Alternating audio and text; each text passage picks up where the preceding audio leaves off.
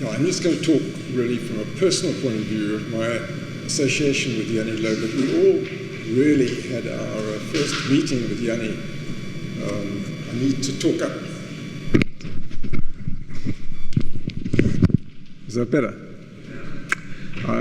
When we were fifth-year students. But it reminds me, what Jake has just said reminds me of an occasion when I was a registrar at the Red Cross Children's Hospital, and Sid Sideways was hosting a distinguished visitor who had been an alumni of this university. And in the group were John de Blanche, Ed Immelman, Sid Sideways, Jannie Louw, and I think David Dent was there.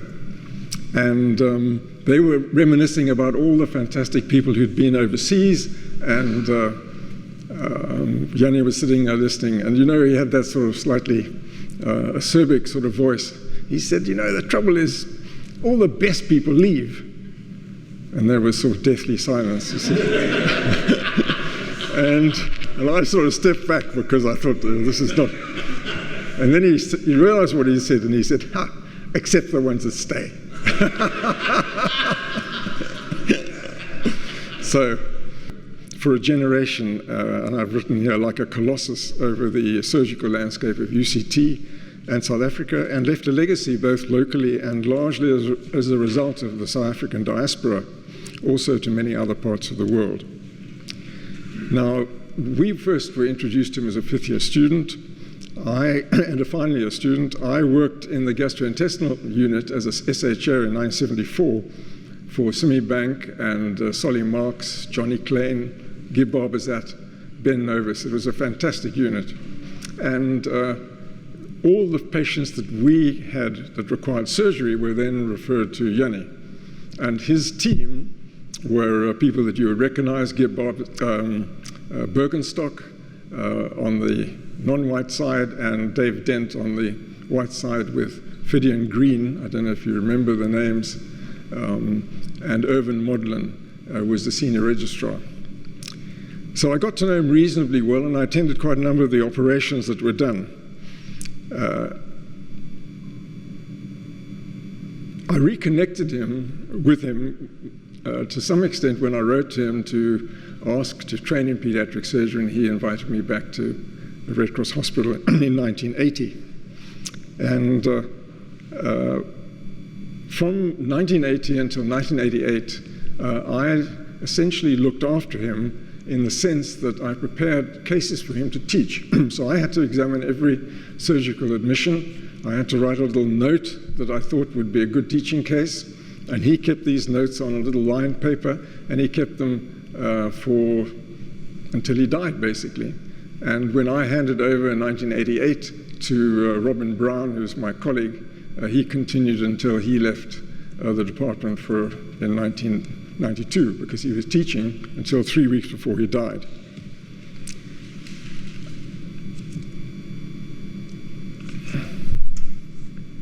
So,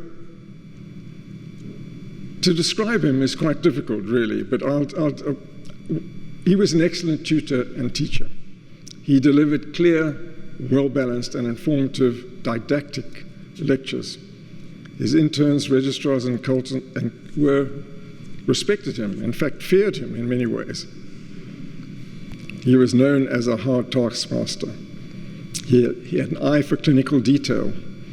Registrars, some of whom Claude and Charlie were his registrars, I never worked for him as a registrar as such, had to report to him every evening. He worked extremely hard and drove himself.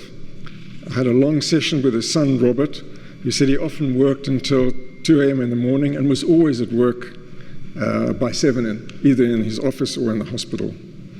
He had a brother who was a dentist, a sister who was a medical practitioner. He was husband to Kathy, father to Dion, deceased, Robert, Kathy, and Eleanor. In his youth, he was a good rugby player, scrum half, of course.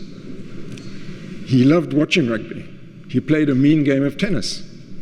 He was an excellent pianist.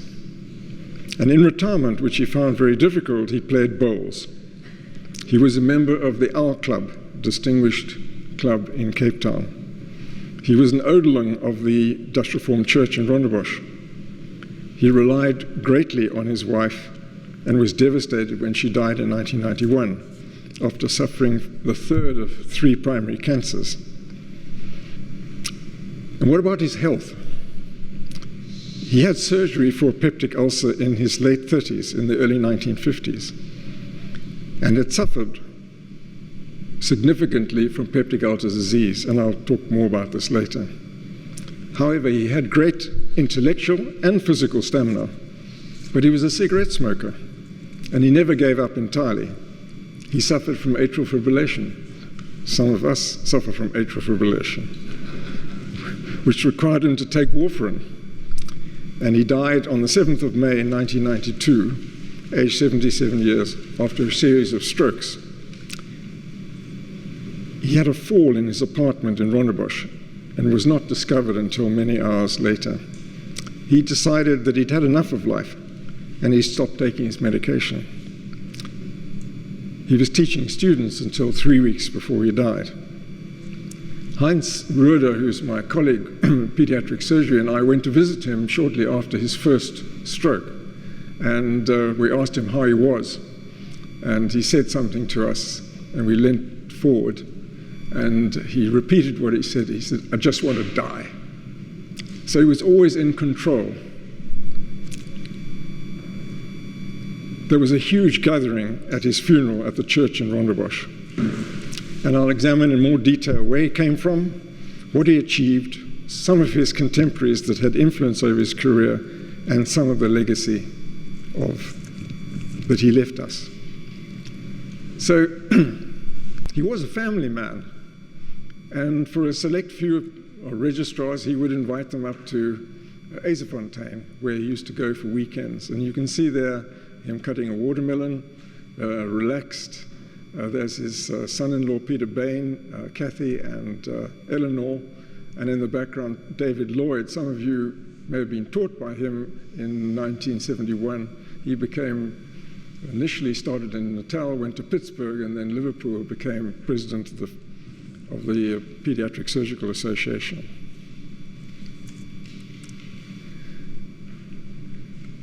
The first Louw arrived here in 1659, on December the 16th, and set up, eventually he was an artisan, Jan Pieterszoon Louw, and he set up a farm along the Liesbeek River. And this is from Louw's book called The Louws of Louwfleet, which he published with Lali Malan. You probably would remember her as his secretary in 1984. And this is a view, a rather pretty view of what it looked like in those days. I'll just go through the bare bones of his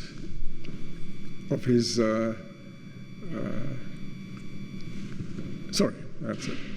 So Jannie's father was a teacher, a schoolmaster, and that probably instilled in him his sense of discipline and hard work. They moved around quite a lot. Graafrenet, Piketberg, and ended up in Rondebosch. And you can see there he is with his grandfather and his father, and at the age of 4, looking to the future with a certain degree of confidence. Now, this is the bare bones of his career. He matriculated at Rondebosch in 1932.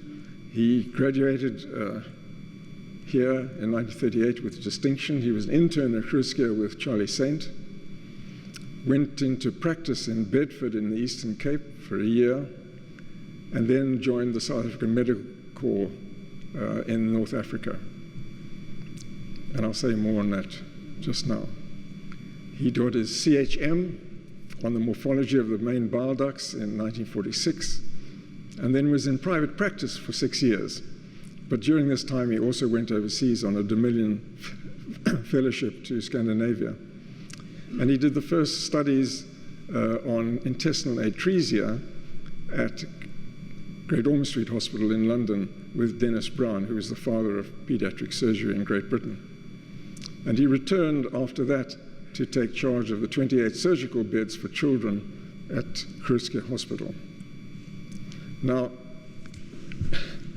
He also had fun. This is a photograph taken shortly after a rag. Obviously, he's a bit hungover, and you can see that he didn't only study at university.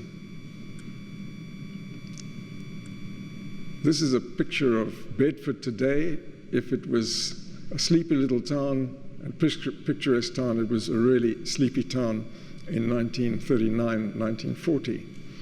I actually stayed on a farm very close to Bedford in 1960, and I remember it sort of it just served the local farming community. North Africa, even for a doctor, was a pretty awful place in 1941. He escaped from Tobruk, and I think there were about between 11 and 14,000 South Africans who were actually captured in Tobruk and spent the rest of the war as prisoners of war. In 1943, he married Katerina van Breda, a nurse. Clearly, he'd met her at some point during his training at Grooteskuur, and clearly this was a love match, and he relied on her tremendously during his whole life. She actually drew most of the drawings in his CHM thesis, which he submitted in 1946. But then tragedy struck, and his firstborn son, Dion, died in 1944, just over a year after they were married. And you can see in the sort of small print the announcement of the birth, and 11 days later, the announcement of the child's death. Now, just to give some perspective, that South Africa suffered a number of casualties during that war. In North Africa, about 2,000 were killed. Altogether, about 11,000 South Africans died, which is not a huge number, considering if you put it into perspective of what happened in Europe and what is probably happening in Ukraine today. I mean, it's pretty horrifying to see what the statistics are. So one death is quite a small fry for all those. But for that particular person, it's a huge, and we know as pediatric surgeons, it's a huge insult and assault on the citadel of your integrity. And some people never really get over it. There's an organization in England called Stillbirth and Neonatal Death Society, which deals with and tries to help people who have suffered either a stillbirth or a neonatal death. But what did Jannie do about it? Well, it obviously must have had a significant impact. But he became determined to discover the cause of death of his child. How did he know the cause of death? Because he conducted the postmortem. And it was intestinal atresia.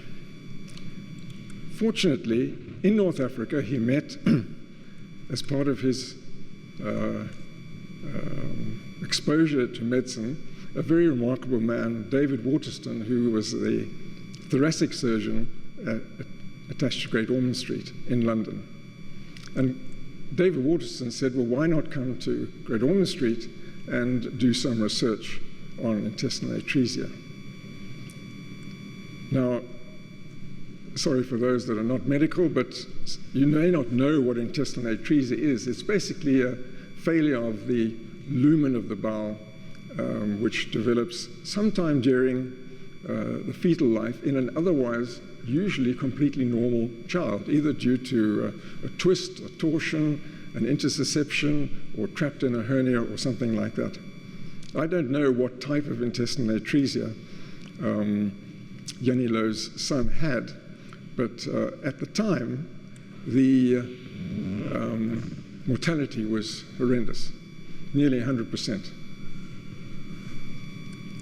And those were studies that Jannie Louw himself did at Great Ormond Street Hospital. So enter Chris Barnard. Now, why Chris Barnard? Well, just let me quickly review Chris Barnard. Now, he qualified in 1946, so 7 years after Jannie. He was a GP in series for 2 years. He came back, he couldn't get a job as a surgeon, so he took a job at the infectious disease hospital at Somerset. And he did an MD in TB meningitis and introduced the use of trypsin to try and dissolve the sticky glue at the base of the meninges. He also took the M.Med, which was in the university degree in medicine. So that qualified him as a physician.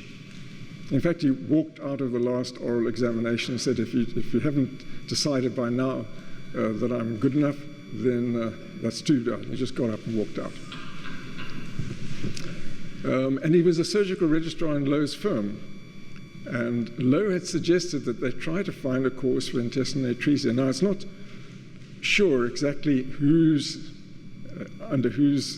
thought of doing the puppy experiments that we described, which is to operate on a fetal puppy, create an intervention of the blood supply, and see if intestinal atresia developed.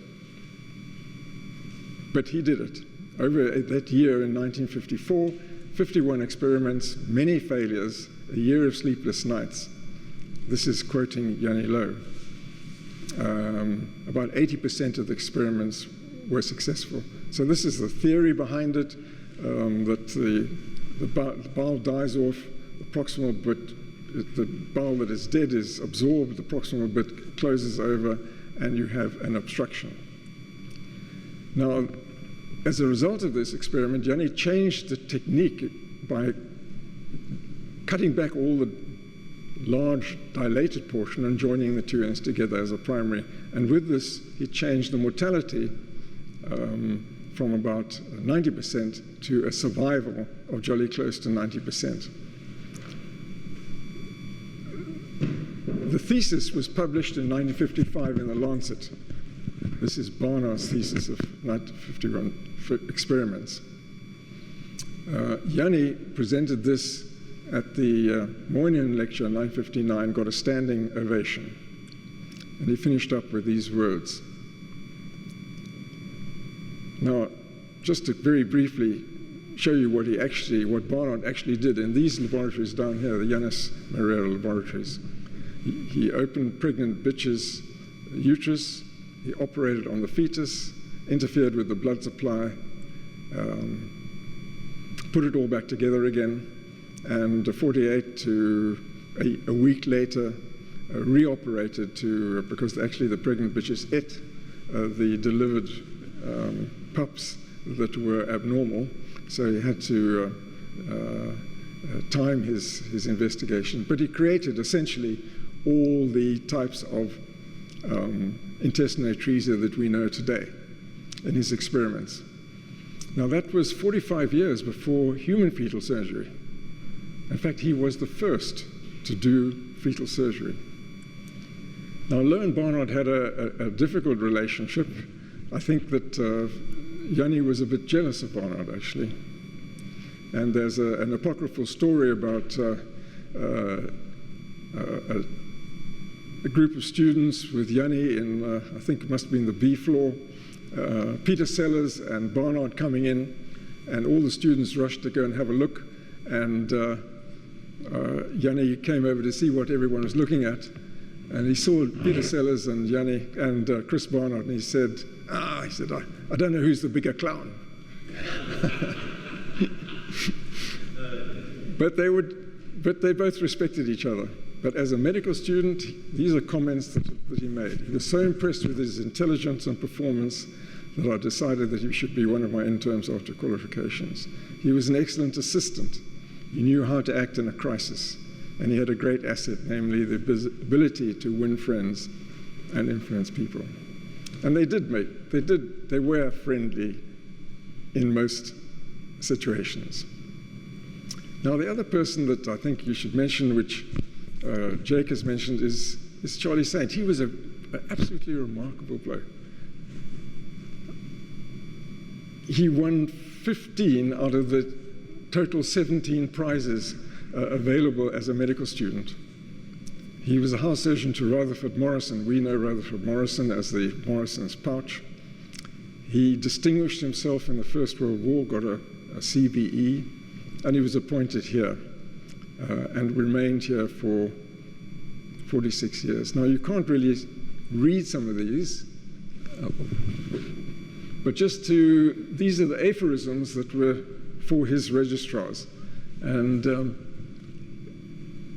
number 1 is knowledge is expected, not wisdom. And number 43 is knowledge and wisdom are not congenital, but acquired. And in between that, there are some very good, wise. He never claimed originality for these, but he put these down as something that people should read and follow. And this is the citation that Jannie did for his honorary fellowship of the College of Medicine of South Africa in 1968. He retired in 1946, the end of 1946. And today is best remembered most for Saint's Triad. That's cholelithiasis, hiatus hernia, and diverticular disease. But as a teacher and clinician and a surgeon, he was without equal. And to some extent, you could say the same for Jannie. Now, the other person that we probably don't know much about, but Jannie said to me had the most effect on his career, was Dr. Marcus Koolhaas. Now, he graduated in 1927, cum laude. He got his FRCS 2 years later and worked at Somerset Hospital. He introduced intravenous fluid, which was not widely used. That was the first in South Africa. And he was appointed to succeed Charlie Saint as Professor of Surgery in 1947. But he had a massive heart attack, more or less at the time that he took up his appointment. He became a cardiac cripple and, in fact, died in Kruiskerk Hospital in 1955. Jannie is quoted as saying that he is not only an accomplished surgeon, but brilliant teacher, and was responsible for the remarkable success of the CHM candidates. Now, Jannie was the outstanding candidate. He had great moral courage and stood up for the rights and the rights of others. Now, Jannie was the first senior professor, although he was quite conservative, at Kruiskerk to bend the rules on racially segregated registrar training. And he taught many students. So what turned Jannie into the tough-looking, fit 35-year-old to Jannie of 65, a rather thin, querulous person? Now enter Norman Tanner. Now Jannie must have suffered very considerably from his peptic ulcer. And in those days, we hadn't heard of Warren and Marshall and the Helicobacter story. And the treatment for peptic ulcer was vagotomy and entrectomy. And in those days, they had rectal saline infusions, not intravenous infusions. Jannie had a Billroth 2 gastrectomy and left him essentially a gastric cripple for the rest of his life. His son said, euphemistically, he had a small stomach. Now, he got many awards. I've mentioned the Moynihan Lectureship. He was honorary fellow from many overseas. He was president of the College of Medicine of South Africa. He got the Dennis Brown Medal from the British Association of Pediatric Surgery for outstanding contributions to pediatric surgery. He got a States President Award and many others. He made huge academic contributions. And I just scrolled through 231 publications. Hirschsprung's disease, this is the sort of pediatric bias. And he taught and introduced the specialty of pediatric surgery into South Africa. He had several publications. We know the Little Red Book, of course, In the Shadow of Table Mountain, and his last publication. Research nearly tripled during his period, 700 publications in 1970 to 79. He founded Pediatric Surgical Association. He mentored all of us. Here's a picture of him looking rather wistfully into the future.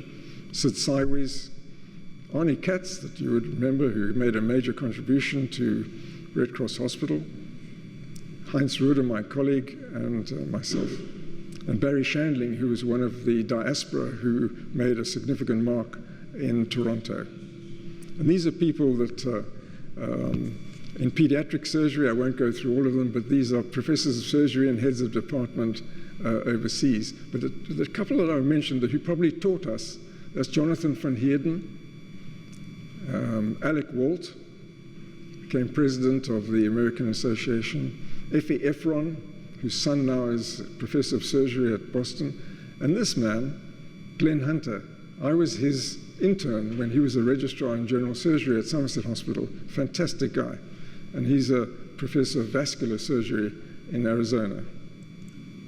But I would like to remember him doing what he loved best, which was teaching, which he did for the last 12 years of his life.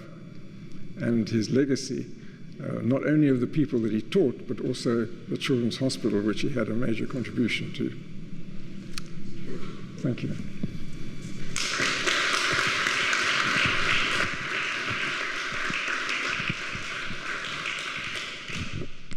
Thanks very much, Alastair. Peter, are you ready to step up to the podium? Great.